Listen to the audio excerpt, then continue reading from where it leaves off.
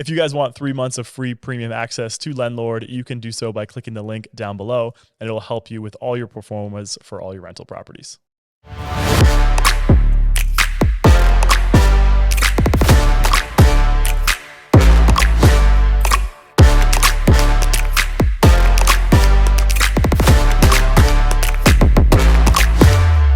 right, guys, welcome back to the Canadian Real Estate Homefront Podcast. This is episode 31.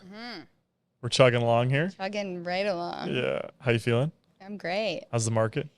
The market is not well. I'm well, but the market isn't. It happens. Yeah. How are you? I'm doing well. I'm going to Florida on Wednesday. Wow. That's why we're doing this today. Get this done and dusted. Nice. Who are you going with? Going on a boys trip. A boys trip.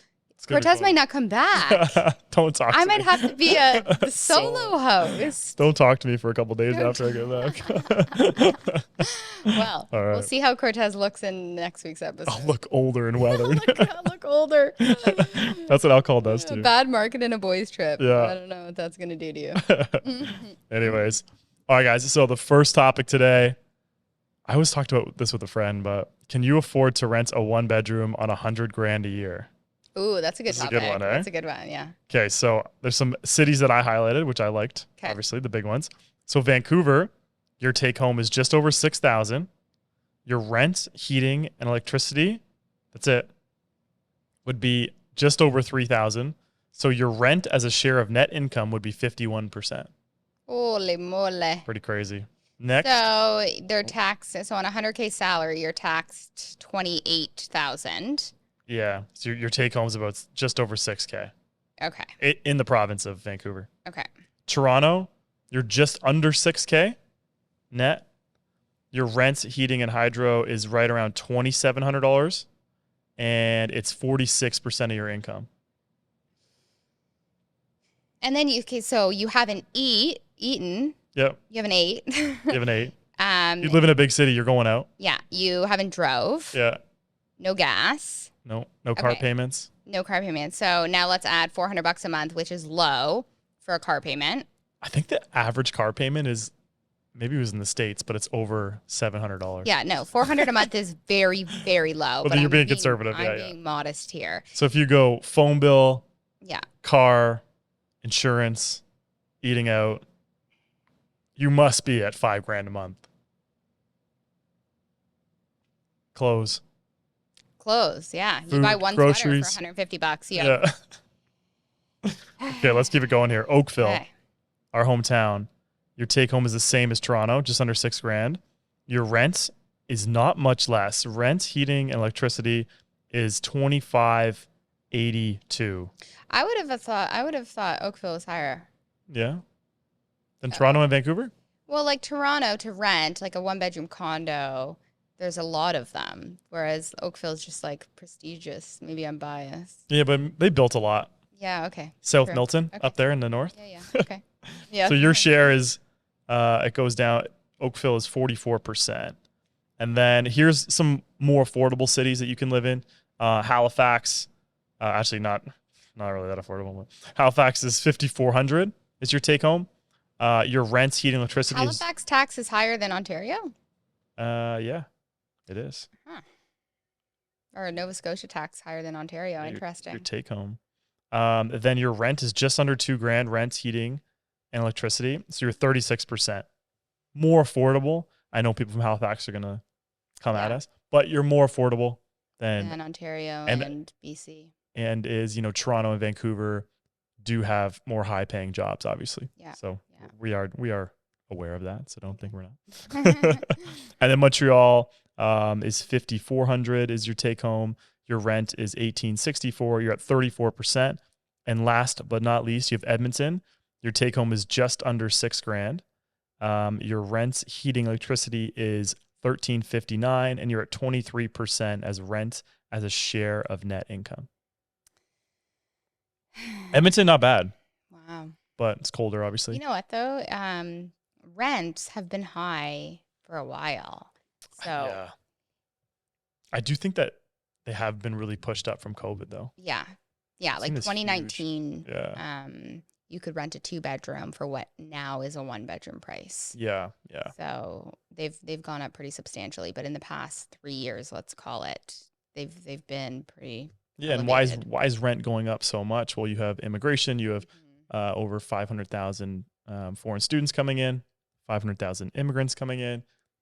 Most people they rent before when they come here. They Right. rent for the first 3 to 5 years. Yeah. Then when rates go up, more people start renting because it makes more sense. Yeah. If you try to buy a 1-bedroom right now, your expenses would be even higher than Yeah. what you're paying in rent. And unless that property you think or project is going up in value to make sense as to why pay the mortgage cost versus the rent cost, if the mortgage cost is so much more, if it's not going up, then why Yeah. even do it? It's funny. People always go, "You're paying your landlord's mortgage and not your own." Yeah. Fair play, but right now, so much is going towards interest. Yeah. Like if you look at a mortgage payment, like I think It's mine's $3,000 on Yeah. my condo, and Yeah. 2,200 goes to interest, Holy moly. and 800 goes to principal. It's ridiculous. So Oh. I'm paying the bank a lot of money. Really, it's like, oh, it's absolutely crazy. But to circle back to my first point, when I was having a conversation with my friend, we were saying that 250 is the new 100K.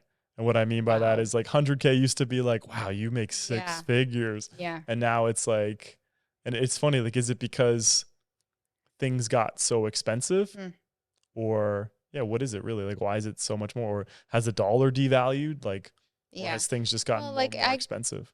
I go out to like Fortino's just to like literally grab 2 things. I'll grab a couple other things and it's like $89 here, then $110 here. And then like Yeah. it doesn't go far at No. all. Like at all. It freaking adds up. Oh Have my you been seeing all this God. carbon tax kind of drama? Not really. So I don't so really follow Trudeau that. has kind of, because he's losing so many votes in so many different Mhm. places. And don't just be like, oh, you guys are right wings. You're talking about this. Like, this is just the reality of the Yeah. polling. So I think he's trimming it back on some of the prairies, some of those provinces, because he's losing so many votes. No way. Yeah. So it's like, well, then people in Vancouver are like, well, what about I us? saw that. I saw that he said there's no chance that conservatives will win in the next election. Like he's like fairly confident. Yeah. I mean, is he not looking at the data? I know they're losing by large amounts. Yeah. They're losing People just want so change many right now. seats. That's what they want. Like even if they don't think the change is like Yeah. that much better, they just want change. I think the carbon tax has been this huge like eye opener for a lot of people. Like, hey, we're struggling so much. Like, you need to like not do this tax today. Yeah, not today. Yeah, like not right now. Like not Right. when inflation's at an all-time high. Not Yep. when rent's at an all-time high. Like Yeah. rent just hit a new high. I think it was like $21.50 in Canada, the average rent. Housing prices. You have this like cascade of like a tsunami of expenses coming in, and then you add in this tax. Yeah. It just doesn't make a lot of sense right now. But you know what? He's probably going to end up pulling back even more. Like he was in a press conference and he was saying, how he was talking about housing and there's been too much speculation in housing. There's too many people that own 2 properties, Yeah. and 1/3 of his Liberal cabinet own an investment property. Interesting. It's like, the pot is just calling the kettle black here. Yeah, You just yeah. really, really gotta kind of get It'll more in be tune with interesting to see how it continues. I wonder if he'll step down before the next election. No way. You Yeah, think I that's wonder. I don't know. A lot of people are calling on him to step down. And they're just gonna call him an utter fail. Like it's been 8 years of him being in power. Like it would take a toll on anyone. And he went through a divorce. yeah. I'm not giving him sympathy, but just over time, the wear and tear on your mental health just must be absolutely obliterated. Imagine going outside and people swearing and cursing at you every time you step outside. Insane. I would step down. I'd be like, I need a break. Yeah. Like anywhere you go on Instagram or Twitter or any social media platform, and I don't see even like 5% of people in support. No. Everyone's like, You got to even on think the like firing even line. liberal supporters are probably changing their tone and being Yeah. like, we need new leadership. yeah. So anyways, Hmm. enough politics. Yeah. We'll talk politics soon enough when the election comes. When is it? 2025. We don't know what month. Or you I don't know. I don't know when it happens. So it'll be here before we know it. I know though. time flies. We're almost Yeah. into 2024. It's crazy. Crazy that we're almost in 2024. Wild. What? What just happened? 2020, Time the beginning of flies. 2020 when COVID started. Like now Yeah, we're 2020 almost was in when the COVID started. 2024. Isn't Like that wild? where did the time go? 3 years just like, That more 2020, 2021, 2022, 2023. yeah. It's like basically 4 years since COVID started. Yeah, it's funny. I always talk about this with like people like our age, and they always just say, like, why are we having kids? And I feel like I'm not 30 because I lost 3 years of COVID. My Because you sisters stayed say that. inside. Yeah. You're like, that's why. Like, Yeah. I still don't feel I'm the age that Yeah. I'm at because of those reasons. Huh. Well, now you're going on a boys' trip to make up for some lost Still a child. All right, next topic here. This one's kind of close to your heart because you've been a landlord for a Okay. while. Landlord and tenant board caseload up 25% as personal use evictions in Toronto surge. It seems that Toronto landlords are handing out eviction notices readily this year. Veronica Spada, a spokesperson for the Ontario Landlord and Tenant Board, tells stories that there has already been 1,767 L2 applications based on N12 notices, eviction notices on the basis of personal use, filed for Toronto addresses between January and September of this year. In contrast, just 1312 L2 applications based on N12 were filed over the entirety of last year. Year to date, the LTB also shows that L2 applications based on N12s are up close to 80% compared to the first 9 months of 2022. How are they going to get through all of those? So they're not. More people are saying that they're moving back in is what they're saying. Yeah, and now if that's not the case, if you serve your tenant an N12 if you're moving N11? N11, yeah. Sorry, I don't know. Actually, no. I think N11 is termination. I think N12 Actually, is Shannon, which one is it? Oh. Which one is it? N11 or N12 for serving your for tenant personal notice. use? N12 is N12 is personal. Yeah. We got someone on the computer to tell us I don't want to serve wrong info. I think it's an N12. N12. Anyways, if you serve it and you have to live in, it's an N12. Okay, confirmed it's an N12. If you want to move into your property and make your tenants leave, you have to serve what's called an N12. You give them 60 days notice.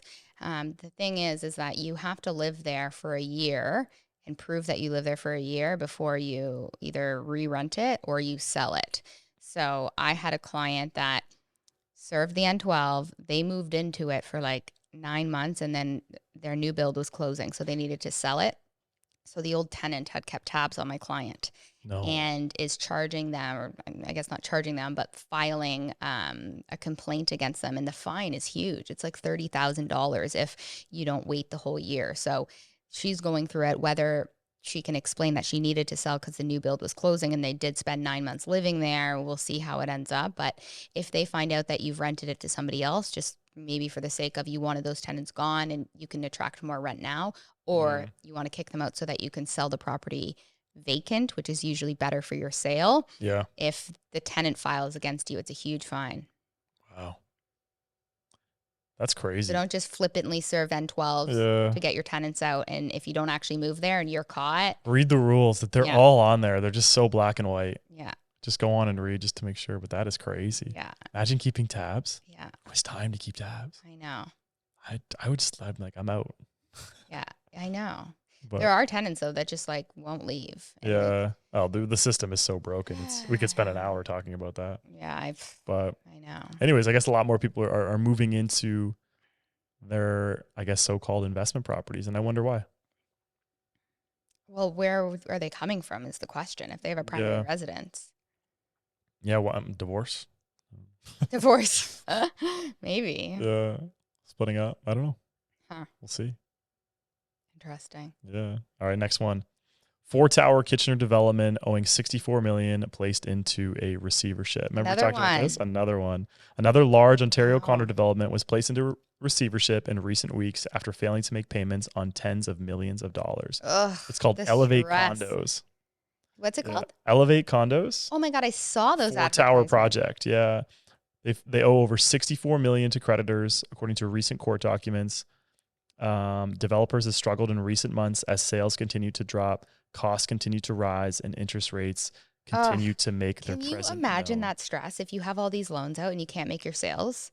Well, this is the inevitable, and I wrote a newsletter on this today a little bit. So if you are in Substack, you can subscribe to our newsletter. But, you know, it's just this perfect storm of what I call it, people used to win the assignment lottery. Oh, I know. They just, you know, assignment, this, that. And now like everyone knows that, you know, the tide's gone out. Right. You see who's swimming naked now. You see these people, you see this arsony going on too, of like all these projects up in flames. Yeah. And now, you know, interest rates are really high. So these developers need to pay more. Yeah. And people aren't lining up outside pre-sales and buying them and scooping them up, Man, right? that's so crazy. It's this crazy storm. So a lot of developers aren't even getting the 20% they need to start funding, right? Construction. So Mhm. you typically you need to sell 80% of your units Mhm. to begin construction. And if they're not there, you're just carrying costs until you make your sales. Yeah.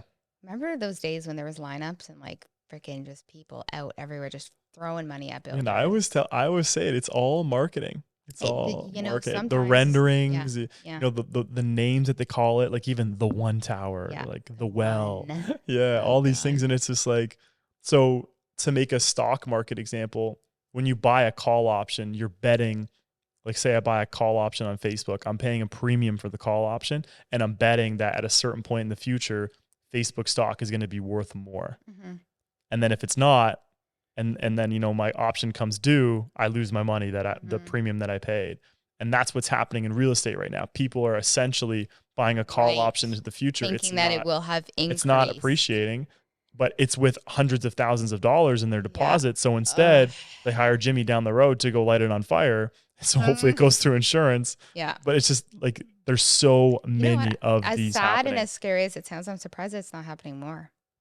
It's a lot. Like just over the weekend, 30 homes were lit up in Vaughan. Yeah. That's a topic we can talk about. Yeah, I talked about it in the newsletter. People are lighting their houses on fire so that insurance covers. Well, basically, they can't close. Okay, but is insurance I don't know. This is another like thing. insurance is going to do a Deep investigation into and an appraisal on it. So if it's not worth like Yeah, I don't know. oh my I guess it's God. better than Not them not closing. closing and trying to figure it out. Maybe rates will come down. I don't maybe Holy moly. they'll get their money, they'll get their deposit. I don't know where this all Wow. goes, but it is So wild. Mattamy is a very popular builder. Lots of buildings all over. There's one in Oakville they were selling last year, and people that bought townhouses for way higher than what they're currently worth now. Mattamy's offering, if you put down $100K more in deposit money, we'll take $100K off the price. So for every $100K you put down, I guess they need money, we'll take $100K off the price up to a certain amount, right? Can't just give it cash and get it for free, but like to a certain extent. So if you buy for 1.7 and you've put down, let's say 150K in deposit money, if you give another 100K lump sum, your purchase price now becomes 1.6. Which is crazy because then it's just like, wow, that was overinflated. Like They were selling those townhouses for 1.5, 1.6 million. And I remember 1.7. No, 1.7. I remember looking at the price list and being like, this is outrageous. Yeah. And they sold out. It's like the reputation of the builder too, which I feel like. What's a townhouse? A good townhouse worth in Oakville and North Oakville today? 1.1? Yeah.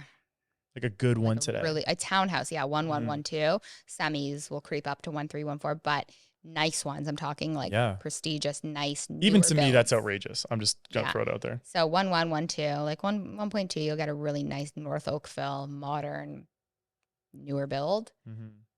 And you bought one for 1.7 last year pre-sale. Now you're closing at 6%. The banks, like, what about even your mortgage? What happens then when the mortgage comes? That's why they're lighting on fire. Like, think about this. So if the appraisal comes in lower than what you had previously purchased at, you have to make up the difference. If you bought at 1.7, you have 150 in it.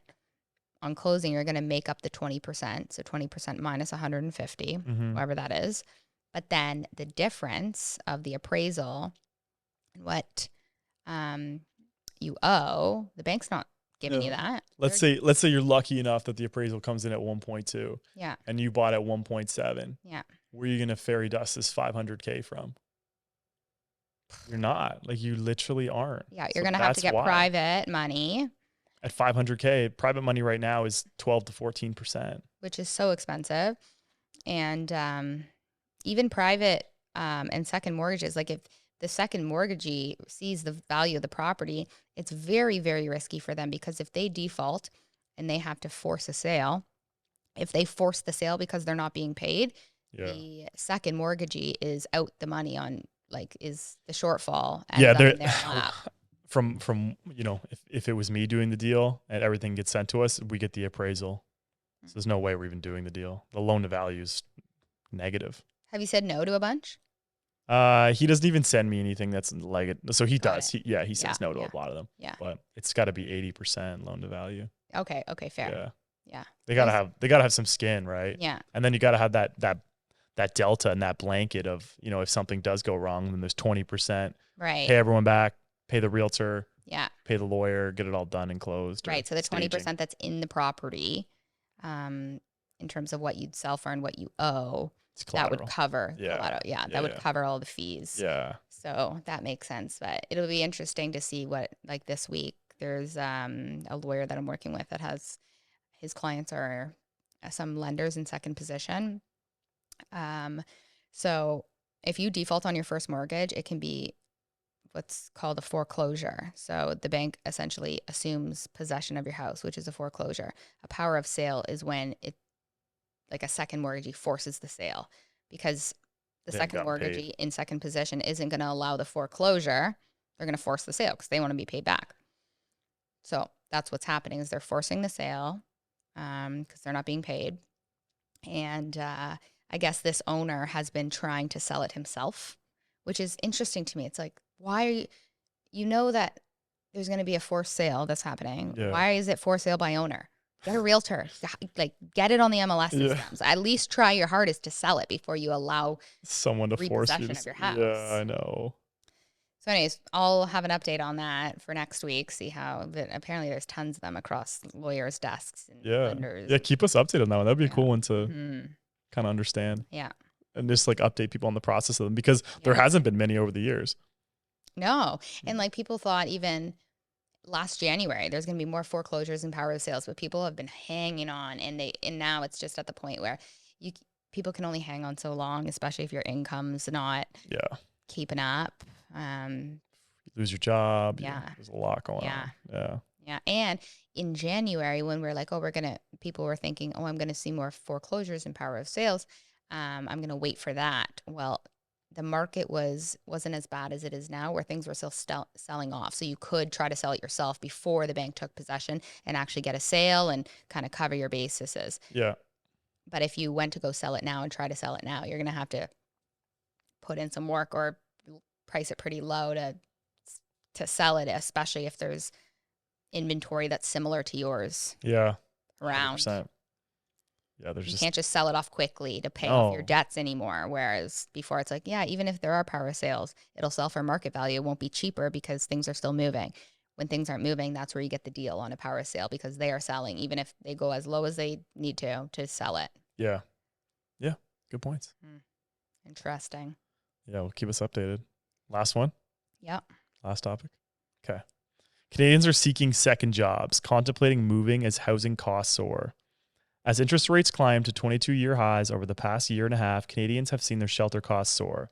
As such, survey after survey has shown that Canadians are stressed, to say the least, about their current mortgage and rents due.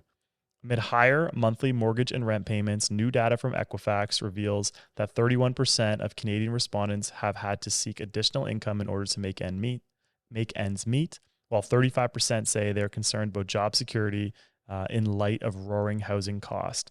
It seems that younger adults, millennials like us, the ages of 18 and 34, are feeling financial pinch more than older generations, with 36% saying they've missed a bill payment this year compared to 23% of all respondents, and 52% saying they have anxiety about their personal debt levels compared to 39% of all respondents. So it looks like millennials are getting hit the most. Yep. Makes sense. The younger generation got over-levered, took on too much debt. A lot of people on variable rates. It's actually crazy how many people I've talked to who took a variable rate.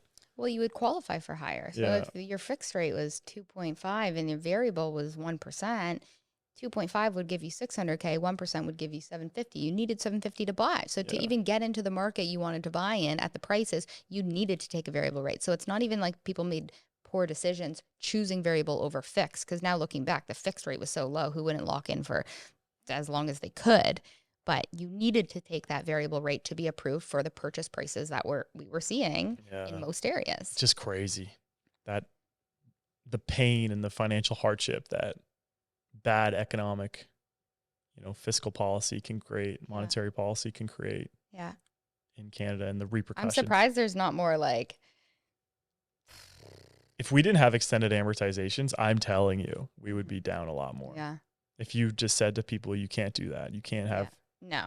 You can't. This product does not exist. Banks are not allowed to do that. Yeah.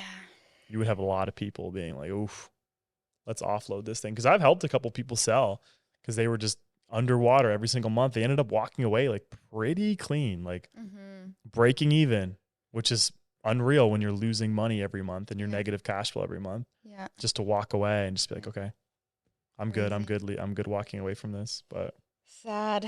Yeah, it's sad to see people getting second jobs. What does that mean? Probably driving Uber, maybe picking up a shift at a restaurant or something like that.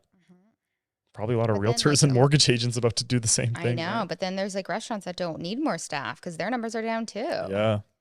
This is what the Bank of Canada wants. They want that contraction in the economy. And we're getting, this is by design. Yeah. Employment rate is up, 2 quarters of negative GDP. GDP per capita is negative. The only thing, really stressing the system is going to be high immigration numbers.